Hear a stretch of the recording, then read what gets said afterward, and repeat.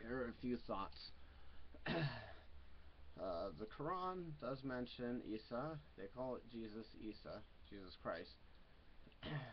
And I've had conversations with Muslims and heard Muslims on the YouTube, etc., saying the Quran talks about Isa. We believe Isa.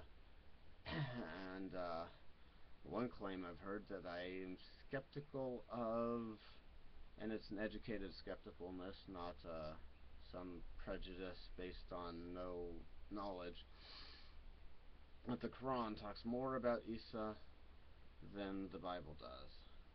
I've read through the Quran. I don't remember reading that much about Isa. But I read through it one time, and so maybe I missed something, but I'm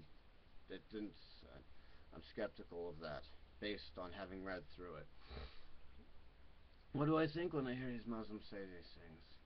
The short answer is thanks, but no thanks. The Quran says some dramatically different things about Jesus Christ than what I believe, than what is in the Bible. The Bible, which was written by people who saw Jesus, people who were there, as opposed to a book written 600 and something years later. And one example of a difference in the Quran and the Bible about Jesus: in the Bible, when Jesus is born, his mother is saved from being stoned to death for fornication, because her guy who was her fiancé at the time when she got pregnant married her because an angel told him to go through with it, and calmed his fears. Assuage? No, he assuaged guilt. Calmed his fears.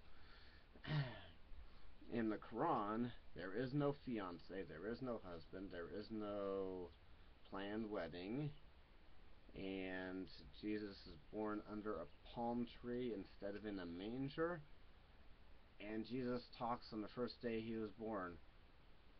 I don't believe Jesus talked on the first day he was born.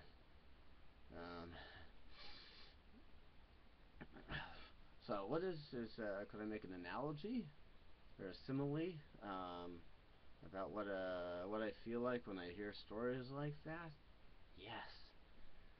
It's like if I was watching a football game and there was a game-winning field goal with no time left on the clock, and the next day go talk to a friend about the football game, and the friend says that field goal never happened.